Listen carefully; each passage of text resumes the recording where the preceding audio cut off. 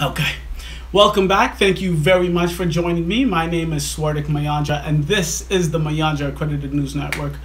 We are on another episode of my Everyday Hero show, where I interview someone in your life or someone in my life that makes us smile but does not get the credit they deserve. Today, I have on this show, we have Sumayya and Firdaus. Please welcome them to the show. Thank you guys for joining me. Thank you for having us. Of course. Definitely. I've been waiting for a couple of weeks, and I am happy, finally to have you guys on. You'll be doing things you don't like doing in order to go on living, that is, to go on doing things you don't like doing, which is stupid. Better to have a short life that is full of what you like doing than a long life spent in a miserable way. So you guys, before we even start and get onto this exciting interview, why don't we just go ahead and you tell us, me, the people, who are you, and then from there we'll get going. So who goes first? Sumayya, let's start with you. First. Assalamu alaikum warahmatullahi wabarakatuh. Peace be upon you. My name is Sumayya Mutengo. Right now I'm residing in Boston, but I was residing in Maryland for a couple of years. We are with the UAMA organization. That's right. Ugandan American Muslim Association. They do have a convention coming up in June 8th. Okay. That's so, Swardik, I don't know if I'm allowed to plug it here. Oh, please. But I just did. Thank you. So the UAMA organization, that is every summer, correct? Yeah. Every Ramadan. Every Ramadan. Very good. Yeah, okay, we're going to jump back into that because that's definitely a big part of what we're going to talk about. Firdaus, why don't you shed a little light on who you are and what's going on in your life? Hi everybody, my name is Firdaus, like the paradise. Ooh. It's the highest of Jannah, there right? we go. Right. Congratulations. Firdaus Mutengo. No, I needed to make sure Swardik knows. Thank you. So when he's praying, he's asking for that. And I'm a graduate from UMass Lowell. I still can't go to grad school because it's too expensive. So right now I'm doing all kinds of work. Yeah. I'm an exercise physiologist, but at this point I'm just doing whatever gets me money so I can pay for school and get my loans. physical therapy license certification. Doctorate. Yes. Oh, well, excuse me. Yeah, sure. My God. So I actually work at a rehab hospital and I hang out with physical therapists all the time. I had no idea you had to have your doctorate. That's it is. Truly impressive. Well, good for you, Firdaus. Thank you. All right, so the reason they are on the show, the reason I asked them to come on the show, this is the first time I have blood in the show. So this is family. This is real family, okay? So we're going to show some love to the family. And so Trump is in the presidency. But before we get to that, I do want to talk about, you guys are both wearing hijabs, scarves, whatever you guys want to call it, head covers. We're Muslims. Yes. You guys are Muslims. Yes, wonderful. So let's just shed a little bit of light on being a Muslim in America. Because right now, being a Muslim isn't the easiest thing. Definitely not the easiest thing to be in America. I think we live but it's also the easiest. It is the easiest. Because right now, at least everybody, now some people are like exposed to it. Like before, like, you know, let's say somebody asked you, where are you? You're like, I'm a Muslim, I can't do this. They're like, what is that? But now, first, in some way or another, I can say that it's a good thing that, you know, because now people know about it. You know what definitely. I mean? So, you know, I don't need to like introduce myself anymore that, you know, I'm a Muslim, you know, because it's out there now. But it's out there in negative ways now. Like, you know what I mean? That's the key, yes. So, like, I always like the difference between being a Muslim and being a woman and being a Muslim and being a man is like you guys are covered. So like I think the men get it hard because when they spot me they'll know I'm a Muslim. Exactly. So I don't need to have to they will say, oh, she's a Muslim, but then it's hard for them to know you're a Muslim because you don't have a hijab or anything. So it's kind of like my identity too. It is definitely your guys' identity, and I because it is part of your identity. Like I can get by and no one needs to know that I'm a Muslim. Yeah. You guys, you don't get prejudiced. Exactly. So there's no like, I don't get any love or hate for being Muslim or not. I think the only men that do is if you look like you're an average American. Exactly. Yeah. I'm just an average guy out there. But you guys, like you see him, I know she's a Muslim. Yeah. Do you feel like it's different do you feel like there's is pros or cons? Like, do you like the fact that people already know, or do you wish that sometimes you can just like blend in? Like Firdaus said, it's both, because there are moments when you're like, with the new president in power, yes, okay, before they would have those sarcastic remarks, but this one, the new president gives them the right because of the political correctness is out of the way. So a person will tell you F you, yes, with no regard to it, no thinking about it. They don't know you, but then they can F you before they even know why you're dressed like that. I think. But also, there are those that now, if I go somewhere, last time I took my car to the garage, and then I tell the salesperson, I'm like, at 5 I have to go pray. Then it's like, oh, just tell me, I'll throw everybody out, and then you get to pray. So there are those people there. That's amazing. They're like, no, I get that, then you get that. If you so it's a mixed review. And so you agree? For me, I didn't even start wearing hijab. You know, I used to like have crazy hairstyles. Yes. So it's been 3 years for me. It's only been 3 years that you've been wearing a hijab? Yeah. Oh, wow, okay. 3 years. Yes. Full time. Full time. And you know what I mean? Full time. Yeah. I used to wear it like on Fridays, yes, on Eid, you know, stuff of like course, that. Yes. But I think, and when I started, it's like it's different for everybody. You know, the transition is different. And when I started, it was in August. It was, I want to say, the worst decision. I should have started in maybe January, and you know what I mean? Exactly. Transition all the way through. But I started in August, so it was hot. But I did it with a friend, so it was good. Like, she would call me, she's like, Firdaus, man, the hijab I have on is too hot. Like, I just feel like I want to quit. And I'm like, maybe we need to get different hijabs. So you have to learn the kinds of hijabs. Just like the season changes, of course, the hijabs change too. Yeah. And I think hijab is sort of it's like an identification, you know, like, you know how they want to give us they want just a label on top of you. Yes. Yeah, so they want to give us labels. We don't need them. We already have. I want to be recognized that she's a Muslim girl. You know what I mean? Yeah. She's a Muslim. So when I tell you, oh, I can't touch pork, or I can't eat this, or I can't drink this, you know, because a lot of people now know. So I think it's a good thing now. Yes. And also, I honestly think people are like more respectable.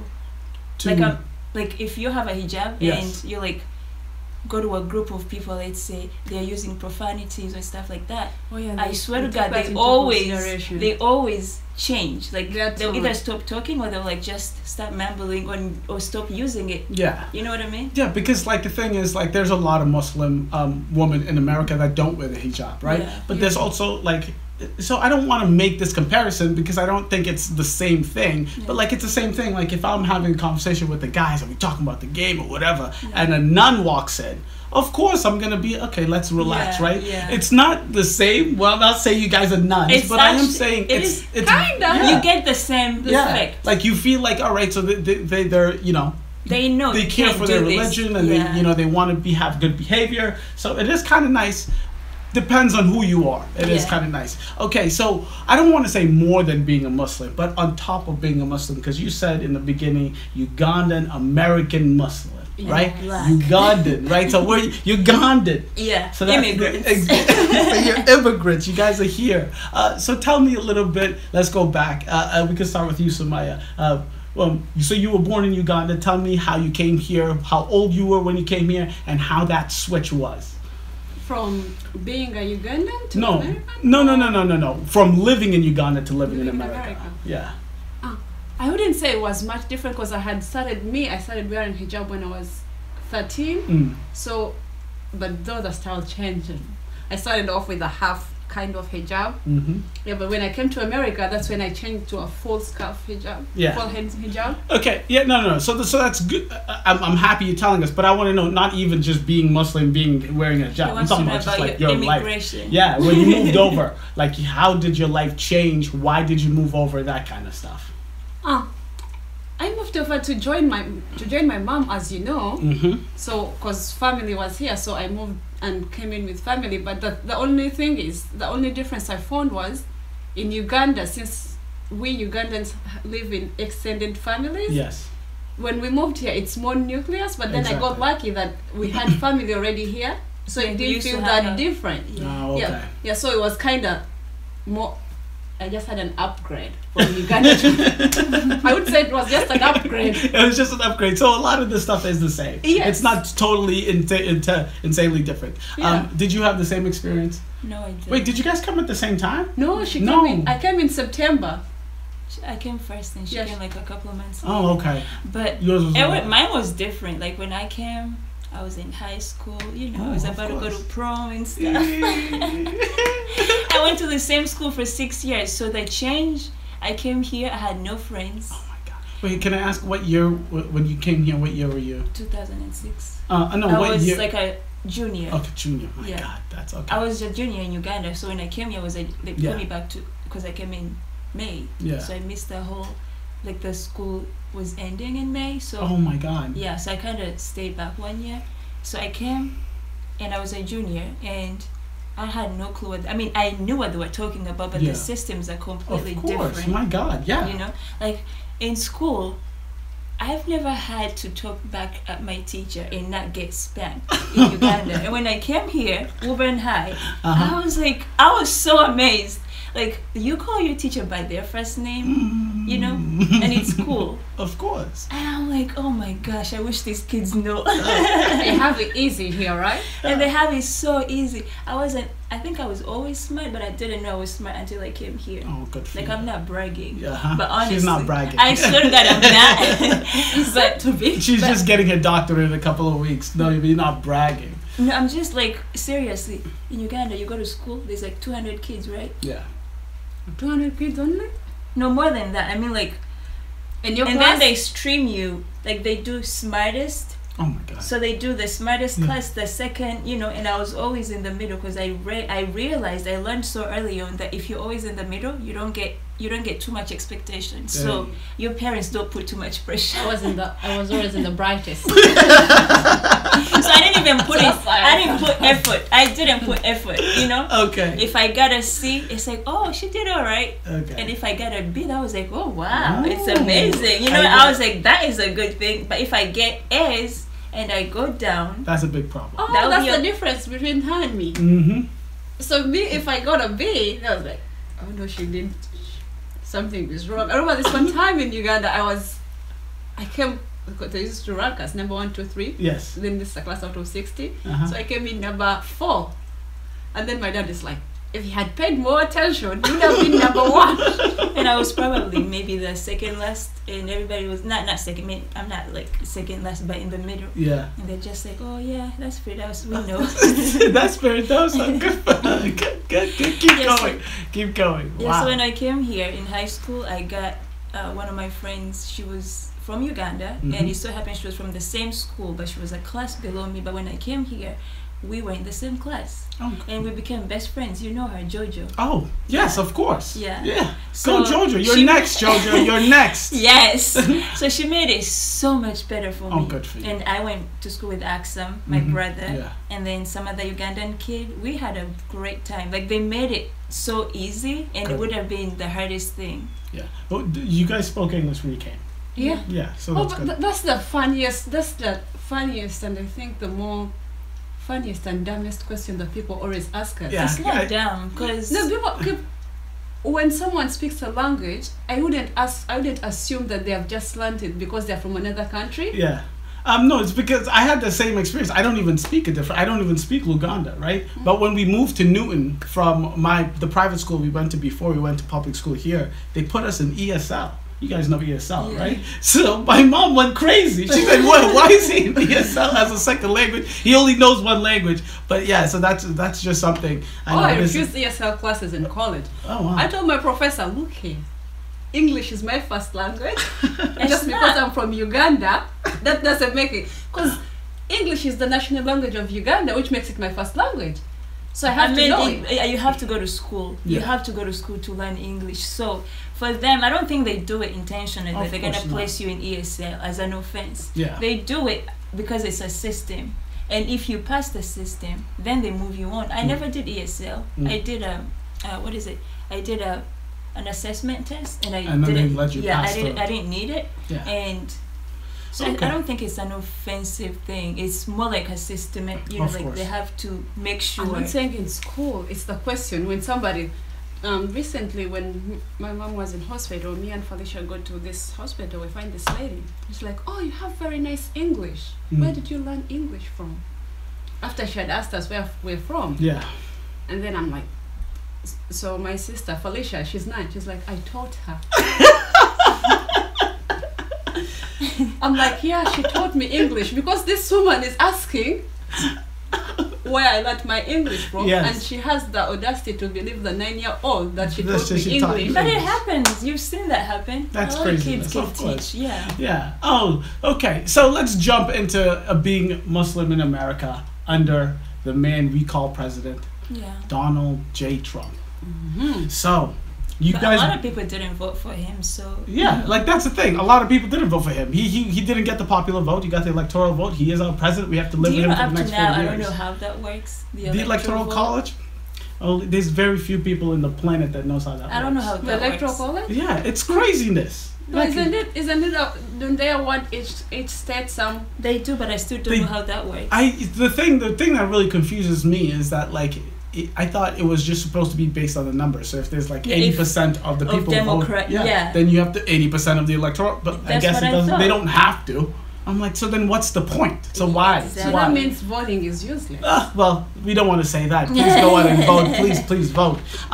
But yeah, so do you guys see like a difference? Because we said in the beginning that for me, like no one, like if you didn't know I was Muslim, then you didn't know I didn't was feel a Muslim. difference. Exactly. So I didn't feel a huge difference. But you feel it at heart. Of course, with all the news. because you and- can see it and it's in the news and stuff. Yeah. I feel it like there, but Yeah. in your personal lives, and I'll start with you, Firdaus. Have you felt a difference or a change? And I don't want to say right when he became president, like Yeah, inauguration like, day, but during the during the campaign, campaign, like the yeah. whole thing. Was there a difference? Yeah, there was a difference, both positive and mostly negative, Mm. but it's really surprising. Sometimes people, like they just want to protect you, like you meet somebody, like I went to the protest, Yeah. and there's women, like they're just apologizing, and I'm like, what for? You know what I mean? They're Oh, like, you went to the we're protest? Yeah. Oh, good for They you. were like, so Oh, you sorry. didn't go? I was working. They were like, oh, you're so sorry. And it feels awkward. I'm like, Yeah. I don't know what to say because I don't think it's your fault. Of You know what I course mean? not. Yeah. And then there's also this kind of, I go to the ATM Yes. every Friday, and there's a guy, the ATM I go to, like I deposit my check there. There's a next door to it, there's like a liquor store. And for some reason, every time I go, there's this guy with a truck. He's always going in to get ready for the weekend. Okay.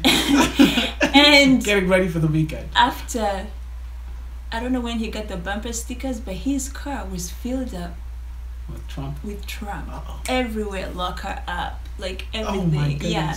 So when this time I came to the ATM, there was a car next to me. I usually park in this spot and he parks next. So there was a car this time. And he could have parked behind, but he didn't. He Yeah. waited. And I feel like he did it in a way to like show intimidation. And for Oh some my reason, God. I just turned and smiled. And I swear to God, if I was close enough, I feel like he would have slapped me. Oh my God. I mean, like you can see the glare. So in wait, he was like waiting for you. Yeah, he was waiting Oh, for Jesus me. Lord. And he didn't say nothing, but the way he was waiting Yeah. for me, it's like, really? You could have parked behind. But he waited for this car to pull out and park right there. That's crazy. And you know when you go to the bank and you just want Yeah. to make sure your money hit the account? I was still doing that. Oh, good for Yeah, oh, but there's that change. But Yeah. it's mostly on TV. And it's like this conception that, you have to live with something that's not true. You know what I mean? Yes. It's like people assume things and they don't even ask and they just assume. And I feel like sometimes if something happens and it's not what they think it is, they get disappointed. Of course, not like of For course. example, like you heard about the vandalism of the Jewish Wait. schools and Oh synagogues. yeah. And when they found the person that was behind it, he's actually Jewish and he's not. Yeah. He's not. and what is it? He's from Israel too, so he's like he has a dual citizenship. Mm. But the thing that really surprised me is they did not, like the police actually banned his name from being Used so Yeah. people can. Okay. it's like they're trying to hide his identity. And I Yeah. feel like if it was anybody else, Oh, forget about I'm it. not playing Forget that. I'm about not it. playing that card, but I was like, really? No, I'll if it play was that card. Anybody, It would be. It would be. Yes, I mean, it would be yes, like it- national news. yeah. Abdul Khan, Really? Ali, Black. Muhammad, he's gone. gone. Muhammad, terrorists. Exactly. But they make sure they protect his Yeah. identity, and I'm like, really? You worked so hard to find him, and now I just looked at it and I'm like, wow, like it's like you're almost disappointed. Exactly. It's not who you thought it was gonna be. You know what I mean? Mm. but there's another same sentiment going around, because even with the French terror attack that happened at Yes. school, when they found out, because the reporters, when they were asking the kids too, they're like, did he yell anything before he started shooting? Because they're expecting us to say Allahu Akbar. Of And I'm course. like, which Muslim, real Muslim, Yes. goes out before killing somebody, says Allahu Akbar? I would expect them to say their Shahada. Uh-huh. What does Allahu Akbar gain them? I don't know. Who knows? All I'm saying is, so same question-ish around. I don't know if it was like has been the same for you, but since Trump has come into power, have you felt a major difference, or since the campaign began? Since Trump's campaign, I think it's since Trump's campaign. Okay. I'm still in disbelief. Yeah, Of- I know. It's what, like 80 days now, 70 days, Because whatever. first we it are is. women. Yeah, exactly. So, like I used to watch the news and I'm like, he said that, and people are still voting for him. Like It's I saw these crazy. women that are going on about how they are actually getting up in the night to pray for him to become president after he said that stuff about women, and I'm like, that's crazy. I it mean, was just so crazy. I don't to me. understand it. Since I don't. Trump's I presidency, just I think don't. I check all the, if Trump had like my hit box, Yes. I would check everything. I'm a woman, I'm an immigrant, I'm a Muslim, I'm black. There's no box on Trump's thing that I would be. Of course, he doesn't. Yeah, he just like he's like everyone that's not me and my family doesn't belong or is not accepted, and it's sad. And obviously, he doesn't say that, but sometimes he actually does, right? But which is the scariest thing ever. But it's been crazy. Do you guys believe that this has been like Trump made this happen, or do you think you believe that this has been around and people are just excited to say it now? I think it has been around. It's just that now he has made it okay. He gives them To, the like, voice He made it okay for them to actually do it, like blatantly. Exactly. So, because I've been thinking about that, and I don't know. Like, I don't know. I love to give people the benefit of the doubt, and like I do give people the benefit of that all the time until it's like, wow. And And my mom thinks, like, she always calls me. What does she always say about me? She's like, I would like for a thief. I would like, I'm just that person. But Yes. sometimes you get to a point and Yeah. it's like, wow. there's only Like- so far you can go. Yeah. Of course. And like, I think it's been real difficult. But like I said, I haven't seen that much of a difference in my own personal life. But Yeah. like, that's just my own personal life. I haven't seen that much of a difference. But when I do watch the news, it is absolutely nuts. It's Yeah. just crazy. It's just scary. Exactly. It really is scary. It really, really is scary. Yeah. And on top of the fact that you guys are Muslim, you guys are also women. So Yeah. which is just a Don't rough. forget immigrants. Yes, you guys are immigrants. Oh my God, you guys We- are so losing. You're an immigrant. Of course, I'm an Just immigrant. Yeah, we're all there, but Actually, everybody's an immigrant. Ivanka Trump is an immigrant. We are all in the same boat. It's just that we all came from different corners. I guess some corners are better than you know what I mean. at least that's the way he feels. At least Yeah. that's the way he feels. So let's talk about UAMA, right? So that's where we go every summer, right? Yes. So what is the convention, Sumayya? Tell us, what is this convention? This convention was started as a way of getting Ugandan Muslims especially together, so that it reminds them of their religion, but also keep them in contact with each other. It's Yes. kind of a social gathering, Of course, yet educative at the same time. yeah. And so give me where do we get these? You said you want to gather them together. Where are these Muslims coming from? These Muslims are coming from different parts of America. We have some Muslims coming all the way from Colorado. So I think we have some from Canada too. It's also some from The UK as well. yes. Wow. And So they came a few everywhere. guest speakers from Uganda. Yeah. So I mean, we have like Muslim gatherings here, but Yes. they are normally not in Uganda, and like our older parents, Yes. they don't understand English that well. So this is done during It's a Ramadan. reminiscent of home. Yeah, And and we then get you these place preachers here. in Uganda. They preach in Uganda. You get to interact. You socialize. You network. It's everything. Yeah, it's not. It's I mean, it's Muslims, but it's also like keeping Ugandans connections. too. Yes. Yeah. Yes. it's open to all faiths. Yes. And Oh, really? Yeah. I had no idea about that. Yeah. That's nice. Okay. Yeah, I do but- remember one time we had like a speaker or someone come by and he was or she was not of the Muslim faith and she was talking about something. It was like Yeah. college something prep Yeah. or whatever. Yeah. But yes. Oh yeah, we did have one that spoke about burial grounds. Oh. Yeah, they speak Must have about been napping everything. upstairs.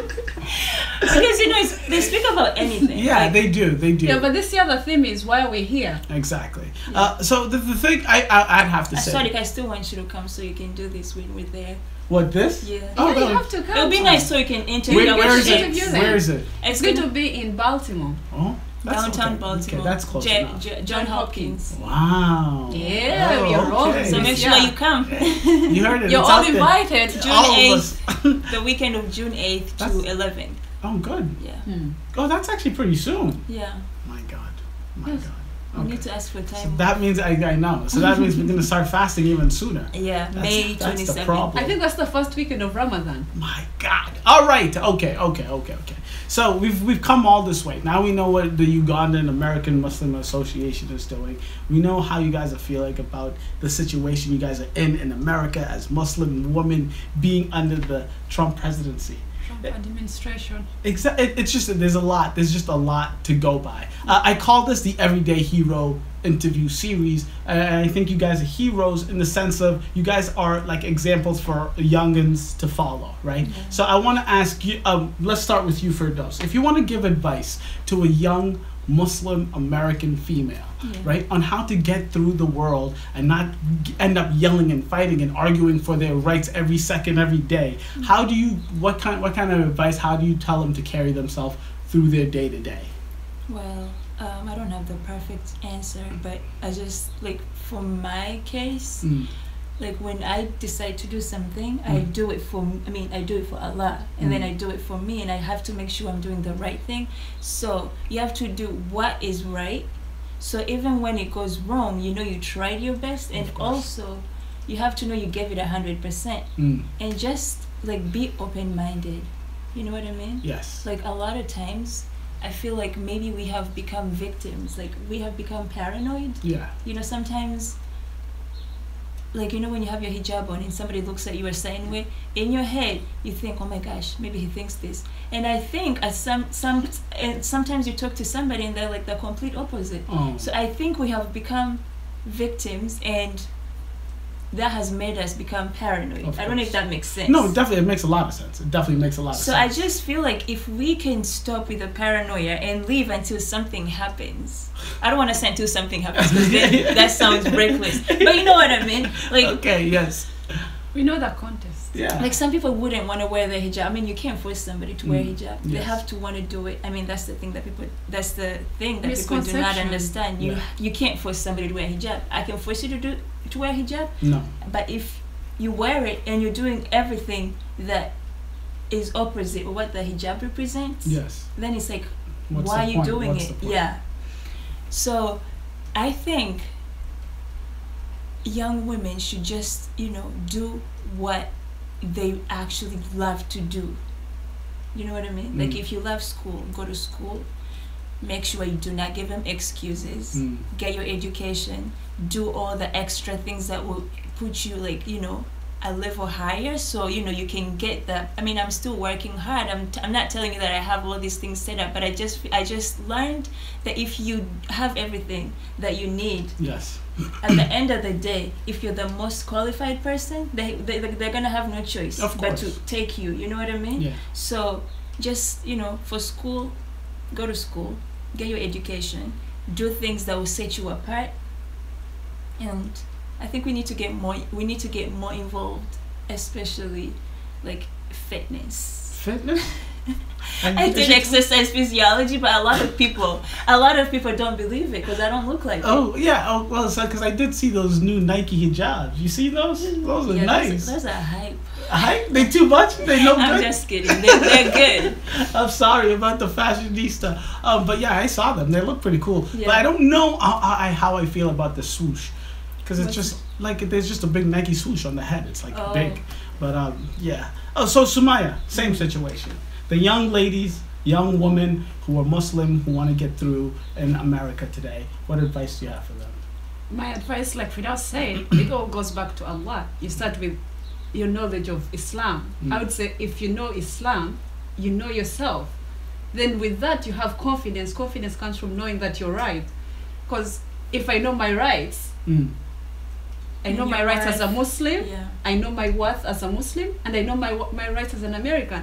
So like the new regulations that's going around in France and England where they tell you can't wear your hijab or the niqab or whatever. Yeah. So in this day and age, I know it's my right to practice any religion that I wish, the way I want, and among my practice of the religion of Islam is I have to wear a hijab as a Muslim woman. So you have to know your rights as an American. So if I know my rights as an American, no, I have to know my rights as a Muslim first. Then I know my rights as an American. So when I combine both of those, no one can stop me, because if you come to me and then you have all the answers. Yes, and then you come, why are you wearing? Do you need that on your head? I'm like, yes, I do. Why are you wearing it? Because I'm a Muslim. So you just want them to not be like educated, like go to school, but like educated about who they are, their identity, like where they're from. So I mean, it makes sense. I go to school, right? But also the confidence. Educate yourself about you yourself. Because if you educate yourself, you know all these things as an American. Most people, like some of our parents and some of our friends, are afraid to even board planes now to travel like anywhere, different states in America, because they're afraid maybe the travel ban may affect them, they may get stopped. I'm like, no, that's impossible. But it is possible. If you don't know your rights. If you don't know your rights, So it becomes very hard. It does. I mean, that does put people in like a sticky situation. I mean, people have rights, these and you have to live rights. up to your fullest potential. Yes. Yeah. Like you just have to really go after what you think is right, is best for you. Like if you really think you're good at fashion, we've seen fashion designers showcasing at New York Fashion Week. Yes. Of course. You just have to go after. Just chase it. Yeah. Well, I respect that. I really like that. I think it's been just wonderful to have you guys on. Thank you. Thank you for having us. Of course. No, definitely. This is what the show is about. Do you guys have any Snapchat, Facebook, Instagram, any social media that you'd like to plug? Yes. Oh, please. What's the Snapchat? And make sure you add it and make sure you tag it. Oh, okay. Will do. You just have to tell me. It's going to be in the description down below. Yeah. We're going to have all the social down there. Please check them out. Please follow, like, subscribe, share. Please and thank you. And educate us. Educate, these wonderful people. I hope you guys enjoyed and catch you guys later. Thank you. Bye, guys. I love you.